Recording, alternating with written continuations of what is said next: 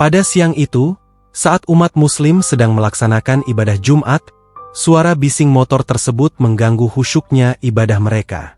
Saat konvoi melintas di Jalan Pangeran Samudra, aparat yang berjaga segera melarang mereka, mengingat dekat dengan Masjid Nur di mana jamaah sedang menjalankan sholat Jumat, yang biasanya sampai membludak ke jalan.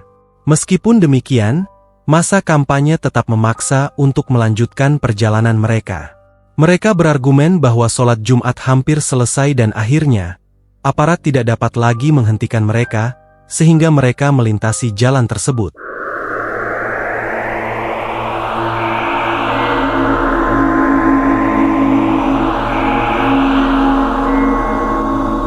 Assalamualaikum warahmatullahi wabarakatuh. Halo teman-teman semua, selamat datang di channel Kalam Misteri. Dan pada video kali ini Kalam Misteri akan membahas kisah tentang peristiwa kelam, yang pada saat itu terjadi di kota Banjarmasin. Peristiwa ini dikenal dengan sebutan, tragedi Jumat Kelabu. Pada Jumat pagi, tanggal 23 Mei 1997, suasana di kota Banjarmasin terasa biasa seperti hari-hari lainnya, di mana warga sibuk dengan aktivitas mereka tanpa memperdulikan peristiwa yang akan terjadi. Pada hari itu, ada acara kampanye yang besar diadakan untuk menyambut pemilu yang akan datang, diselenggarakan oleh 3 partai politik. Partai Golkar bertanggung jawab untuk mengadakan kampanye pada hari Jumat tersebut di lapangan Kamboja. Acara tersebut dijadwalkan memiliki panggung hiburan untuk rakyat, dengan kehadiran artis-artis dari ibu kota serta 2 tamu penting dari Jakarta, yaitu Menteri Sekretaris Kabinet Saadillah Mursyid dan Ketua Majelis Ulama Indonesia, Kiai Haji Hasan Basri.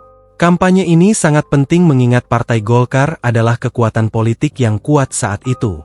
Mulai dari jam 9 pagi, lapangan terasa hidup dengan warna kuning yang mencolok di mana-mana. Para peserta kampanye membagikan sapu tangan bergambar beringin dan paket nasi kepada sekitar 10.000 orang. Sasaran utama kampanye adalah buruh, tukang becak, tukang ojek, dan pedagang kecil di pinggir jalan. Semua berlangsung lancar hingga pukul 11 pagi.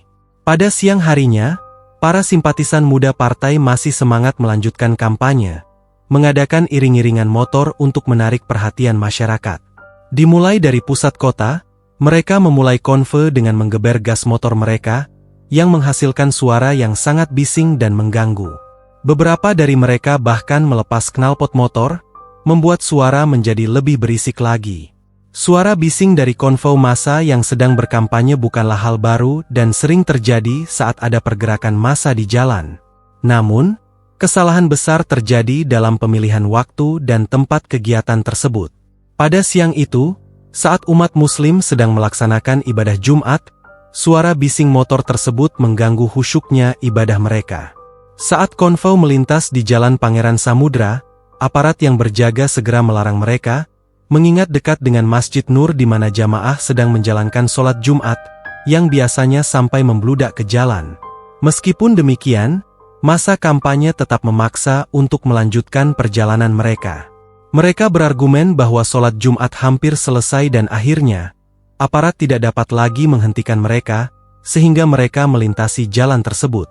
Masjid Nur dikenal sebagai basis dari Partai Persatuan Pembangunan, dan ironisnya, masa kampanye tetap melanjutkan kegiatan mereka dengan motor yang bising saat umat muslim sedang menjalani ibadah Jumat. Akibat tindakan ini, jamaah yang terganggu akhirnya tidak bisa menahan emosi mereka. Setelah salat Jumat selesai, mereka segera menuju kantor DPD Golkar dengan jumlah yang semakin bertambah.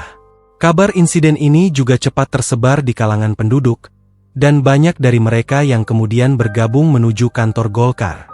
Insiden ini akhirnya memicu pertemuan antara warga dan Satgas dari Golkar di kantor tersebut. Banyak anggota Satgas yang berusaha meredakan kemarahan warga, tetapi upaya mereka sia-sia. Jumlah warga yang datang terus bertambah tanpa terkendali, memperburuk suasana yang semakin tegang. Satgas terdiri dari anggota Pemuda Pancasila dan Forum Komunikasi Putra-Putri Purnawirawan Indonesia atau FKPPI, kebanyakan dari mereka berasal dari keluarga militer. Meskipun begitu, jumlah mereka terbatas dan akhirnya tidak mampu mengatasi jumlah massa yang terus datang. Massa kemudian berlari ke lapangan Kamboja tempat acara kampanye Golkar berlangsung.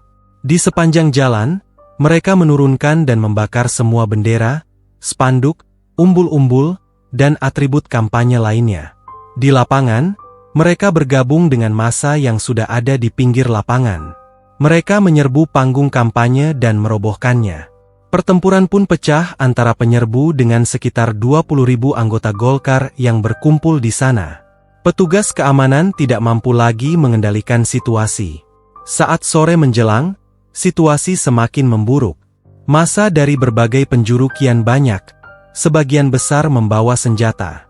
Lebih tragis lagi, dalam perjalanan mereka ke pusat kota, mereka menghancurkan segala sesuatu yang mereka lewati.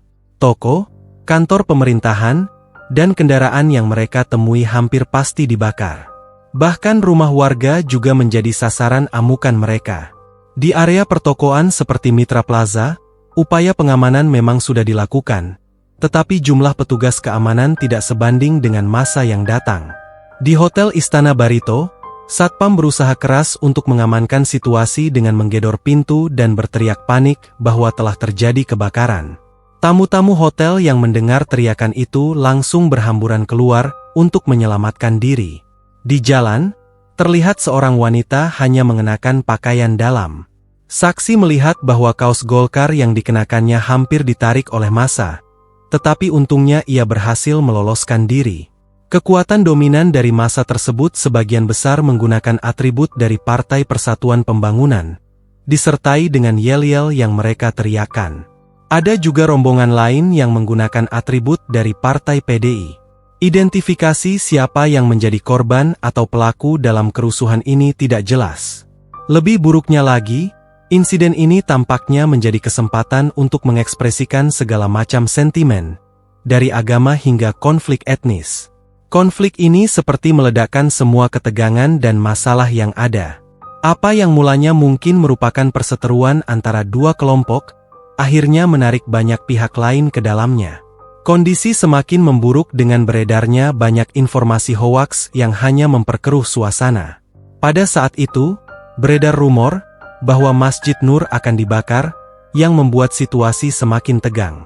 Pemuda dari suku Madura dan Maluku turut terlibat, dengan konflik antara suku-suku dari Maluku dan Sulawesi Selatan yang juga memanas. Sentimen anti-Cina juga merambat, menyebabkan warga dari suku Tionghoa menjadi sasaran amukan massa pada saat itu. Pada sore harinya, listrik tiba-tiba padam dan kegelapan menerpa hingga malam. Api dari kebakaran menerangi jalanan, dan petugas pemadam kebakaran tidak mampu bertindak karena diserang dari segala arah saat mencoba memadamkan api. Pukul 10 malam, 1.000 pasukan pengaman turun dari 3 pesawat Hercules, lengkap dengan senjata. Mereka diberi wewenang untuk menembak jika diperlukan untuk melawan para perusuh. Pasukan ini kemudian bergerak menuju Gedung Mitra Plaza, salah satu lokasi yang paling parah terdampak bentrokan. Tidak lama setelahnya, terdengar kilatan dan ledakan senjata api di tengah malam. Namun, informasi lebih lanjut mengenai kejadian tersebut sangat terbatas. Pukul 12 malam, banyak jalan yang ditutup oleh warga kampung, tidak memperbolehkan orang dari luar untuk melintas. Massa yang berada di pusat kota juga kesulitan untuk keluar karena banyak akses yang diblokir oleh petugas keamanan. Pukul 3 subuh, ribuan pasukan keamanan mulai bergerak menuju Kampung Kelayan, yang dikenal sebagai kampung terpadat dan memiliki banyak preman. Dalam operasi penyisiran, 195 orang diamankan dan dibawa ke kantor polisi. Kebanyakan dari mereka sudah mengalami luka parah sehingga sulit untuk dikenali. Penyisiran terus dilakukan oleh pasukan pengamanan, termasuk ke perumahan Beruntung Jaya, namun penduduk sudah mengamankan diri di rumah masing-masing. Pada pukul 4 subuh, 5 truk pasukan pengamanan kembali bergerak. Kali ini mereka menyisir kampung Teluk Tiram untuk mencari perusuh yang mungkin bersembunyi di sana. Meskipun banyak yang ditangkap, informasi tentang identitas perusuh atau dalang di balik kerusuhan tidak diketahui, karena kegiatan tersebut dilakukan dalam ketertutupan pemerintah dan minimnya laporan pers pada masa Orde Baru. Dampak dari peristiwa ini sangat besar, dengan kantor DPD Golkar dan berbagai kantor pemerintahan seperti Depdikbud, Depkes, PLN, PDAM, Pegadaian, sekolah-sekolah, beberapa bank, apotek, dan pusat perbelanjaan banyak yang terbakar. Lebih tragis lagi, tempat-tempat ibadah seperti gereja dan kelenteng dirusak. Panti jompo juga dibakar, banyak rumah warga dan kendaraan yang rusak dan terbakar selama bentrokan tersebut. Kerugian dari segi materi bisa diperbaiki dan dibangun kembali. Namun bagaimana dengan korban jiwa dari peristiwa ini sangat sulit untuk dipastikan. Orang yang hilang dalam peristiwa ini tidak dapat diidentifikasi, apakah mereka masih hidup atau telah meninggal. Untuk menyelidiki hal ini, tim pencari fakta Yayasan Lembaga Bantuan Hukum Indonesia, YLBHI, dibentuk. Menurut penelusuran mereka, diperkirakan sekitar 123 jiwa tewas dalam tragedi ini, 118 orang lainnya mengalami luka-luka, dan sekitar 179 orang dinyatakan hilang. Komnas HAM mencatat angka yang lebih tinggi, yaitu 199 orang hilang, meskipun 2 di antaranya akhirnya ditemukan. Ironisnya, sebagian besar korban tewas bukan karena terlibat langsung dalam bentrokan, tetapi karena terjebak dan terbakar di dalam rumah atau ruko mereka. Peristiwa ini berlangsung sepanjang malam hingga dini hari. Peristiwa berdarah ini, yang dikenal sebagai tragedi Jumat Kelabu, dianggap sebagai salah satu peristiwa paling mengerikan dalam sejarah pesta demokrasi di Indonesia. Banyak yang berpendapat bahwa peristiwa ini dipicu oleh kurangnya toleransi dan penghargaan antar pihak yang terlibat, menjadi salah satu pemicunya. Namun, beberapa pengamat juga mengatakan bahwa ketidakpuasan masyarakat terhadap pemerintah juga menjadi latar belakang dari peristiwa ini.